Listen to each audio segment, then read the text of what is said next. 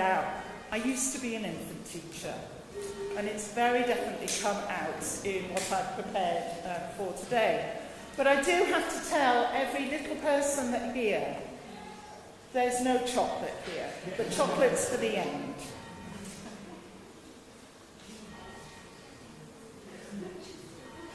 So we're celebrating today Easter. And I got these wonderful colourful eggs, each which contains something. Well, every one of them but one.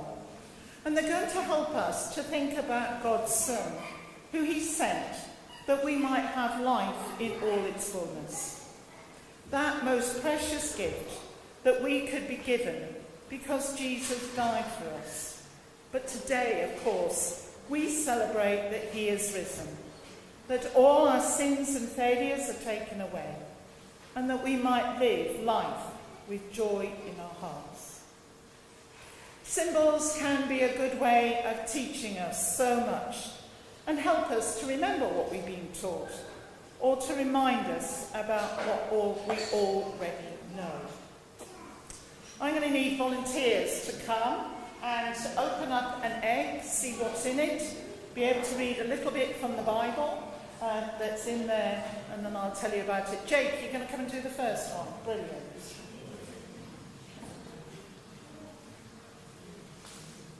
All right. Would you like to open it? What can you see? What do you think this is? Well, it's not. It was. It's water, that's right. Now, would you like to read what it says?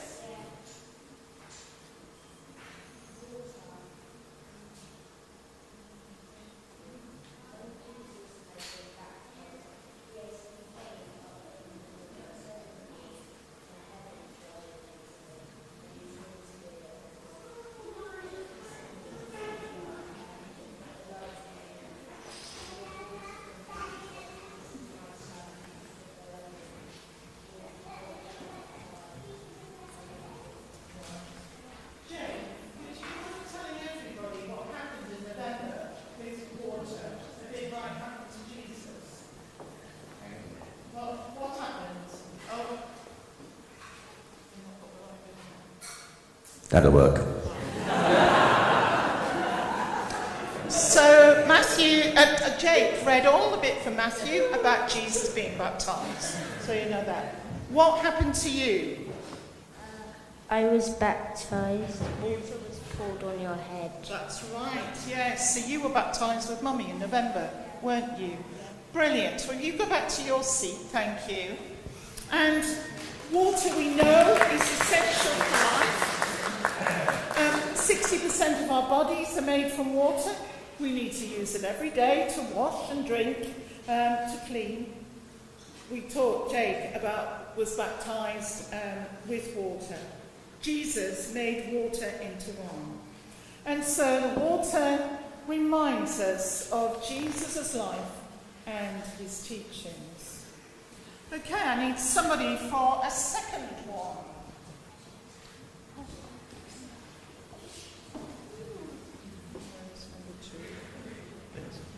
Anybody going to come and do number 2? Are you going to come and do it? Oh, Jennifer is. Brilliant. Right. Would you like to open it, Jennifer? What's it got? Bread. It's got bread. It's got a piece of bread in there. If I hold those, you can hold the microphone and read. Jesus said to them, I am the bread of life. Whoever comes to me will never be hungry, and whoever believes in me will never be thirsty. Thank you, that's lovely. Whoops.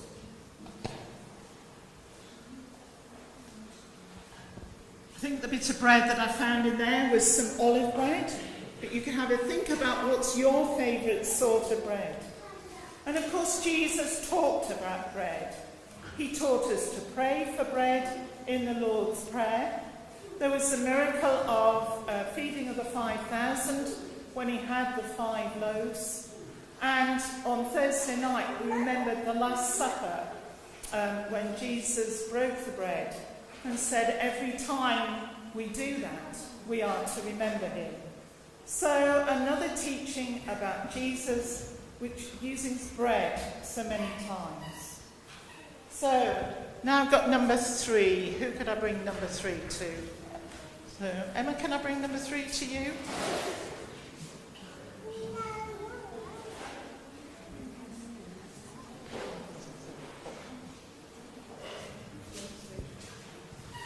What have you got?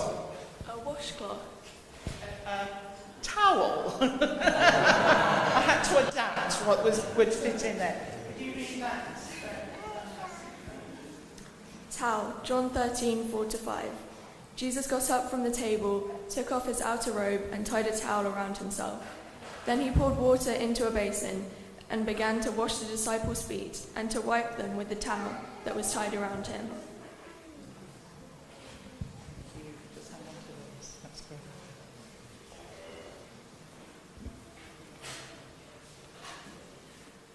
I wonder, have you ever washed somebody else's feet or had somebody wash yours? Feet can be quite rotty, can't you? You might be like me and have ticklish feet, so not want people to do that. But Jesus washed his friends' feet during the Last Supper to show how much he loved them.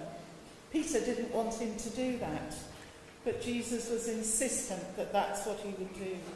So the towel reminds us of the love and care that Jesus showed his friends and us. All right, number 4. Where am I going to? Behind? Oh, Ben, brilliant.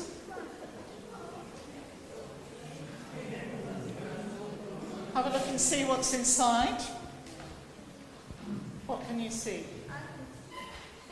A fish. Let me show everybody. A fish. A beautiful fish. Now, are you going to read that for me? When he had finished speaking, he said to Simon, "Put out into the deep water and let down your nets for a catch." Simon answered, "Master, we have worked all night long, but have caught nothing. Yet if you say no, I will let down the nets." When they had done this, they caught so many fish that their nets were beginning to break.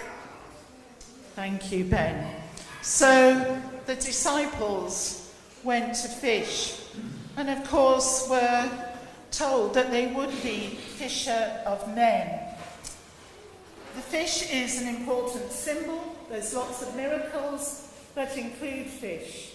And you may well have seen the Greek symbol for Jesus, ichthus, that the Christians would have used to represent their faith when they had to be secret about it. Right, number 5. Oh, right, brilliant. That's what we want. Afraid the lid's all in. So if I hold the bottom, you take the top off, Harrison. What is there? It's a candle. It's a candle. Are you going to be able to read that for me? Yeah. It was not now about noon, and darkness came over the world, the whole land, until 3 in the afternoon, while the sun's light failed and the curtain of the temple was torn in two. Then Jesus, crying with a loud voice, said, "Father, into your hands I commend my spirit." Having said this, he breathed his laced cloth. Harrison, how old are you? 5.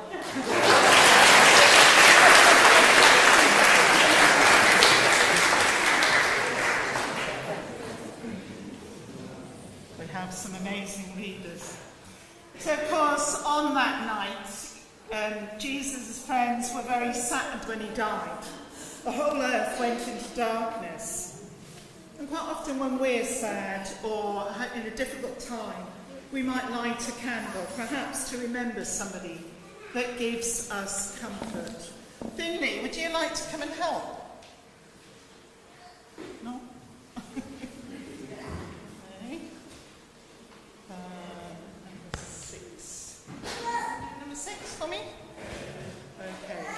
Open that. Do you know what that is? Right. I can smell what this is. It's a cinnamon stick, so there's spices. Are you happy to read that for me? Yeah? That says Nicodemus. Nicodemus, who had at first come to Jesus by night, also came bringing a mixture of myrrh and aloes, weighing about 100 pounds. Brilliant. Thank you. You pop that on. So, Nicodemus brought spices, and one of them was myrrh, not necessarily cinnamon, but that's what I had at home. Myrrh, of course, was one of the things that were brought by the wise men at the beginning of Jesus. So here we have the beginning of life, and again, spices at the end. A reminder that we all come from God, and to God we will return. Now I've got number 7. I'm coming around this side. And there's no volunteers. Come on, there you are. I was trying to hide there. What is it? I want to say a rag. Is that the wrong answer? A piece of cloth? Linen cloth. Try again. Ask me again. What is it, Becky? Linen cloth. To me, yes. They took the body of Jesus and wrapped it with the spices in linen cloths, according to the burial custom of the Jews. I'm just waiting for my clap.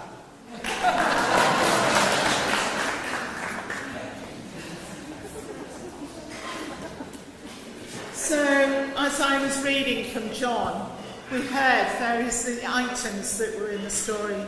Nicodemus and Joseph took the time to prepare Jesus' body for his burial, showing their love for him. All right, number 8. Can somebody come here? We've got somebody at the back there. Brilliant. Oh, got the twins. How lovely to see you. You want to open that? So the lid comes straight off. What is that? A rock. A rock. Would you like to read what it says? No. So Joseph took the body and wrapped it in clean linen cloth and laid it in his own new tomb, which he had hewn in the rock. He then rolled a great stone to the door and the tomb went away. Thank you, that's great.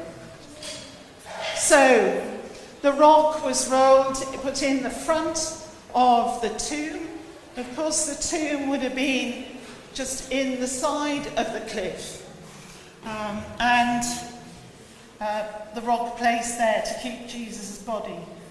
So we can be reminded of Jesus when we see a large rock. Number 9. There's people down here. Fabulous.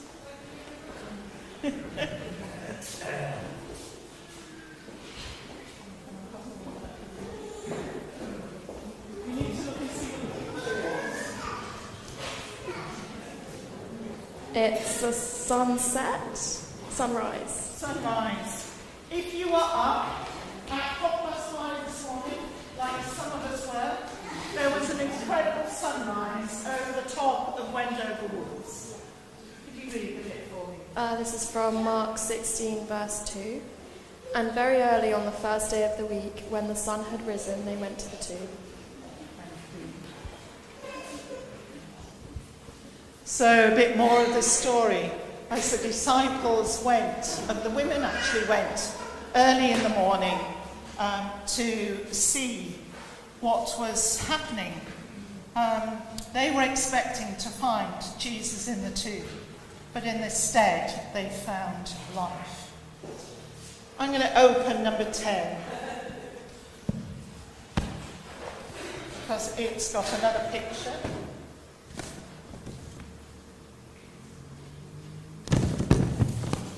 A picture of a garden, the Garden of Gethsemane.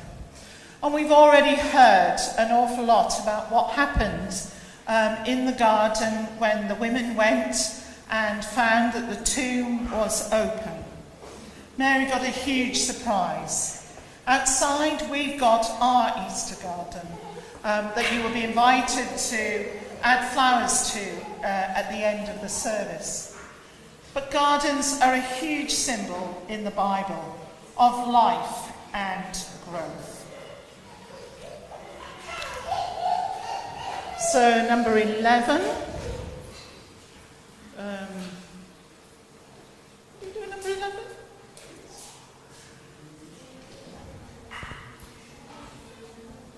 What is that, Jackie? It's a napkin. Is it a napkin? Yes, a bit of White cloth, and it says, Then Simon Peter came, following him, and went into the tomb. He saw the linen wrapping lying there, and the cloth that had been on Jesus' head, not lying with the linen wrappings, but rolled up in a place by itself. So the white cloth that had been wrapped around Jesus was folded up. And again, if you look in the tomb outside, there was a superhero wrapped in cloth that had been put there on Friday when Ignite made the tomb. It's gone. The tomb is empty, but the cloth was there to know that Jesus wasn't there. And the last one, number 12, the yellow one. Is somebody going to come up and open that up for me? Bernie, you're going to come and do another one? Brilliant.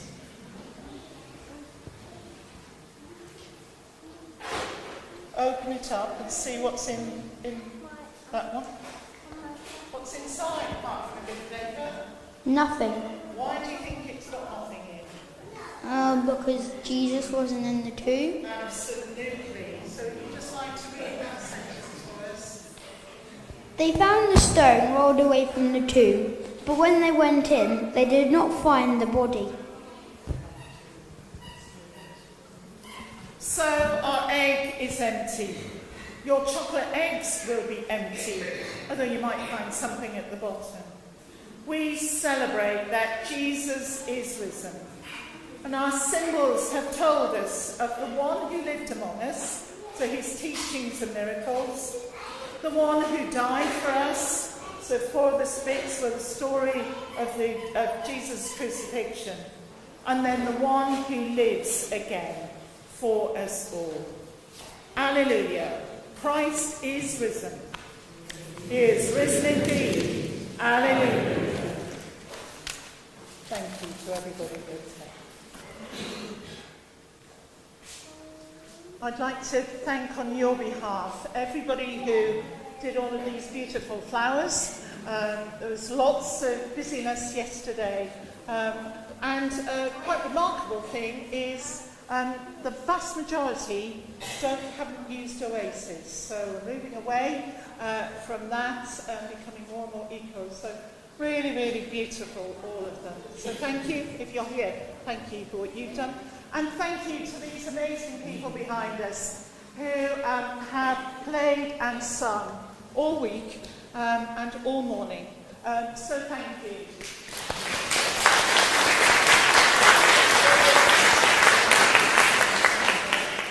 At the end of the service, please come straight outside. There are little Easter eggs. There's a table with daffodils, and you're invited to go. We transformed the Lenten cross here at 9 o'clock.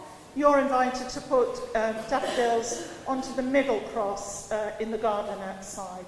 And there will be cups of coffee as well. So if you've got time to stay, enjoy the sunshine, have conversation. But it is so lovely to see faces that we haven't seen for a long time and to have a church as full as this. So absolutely wonderful. Next week, there's only one service at 10 o'clock. It's a joint service. So please remember that. And just one quick thing that people may be interested in. If you want to take one of these pamphlets, it tells you about Christchurch Cathedral.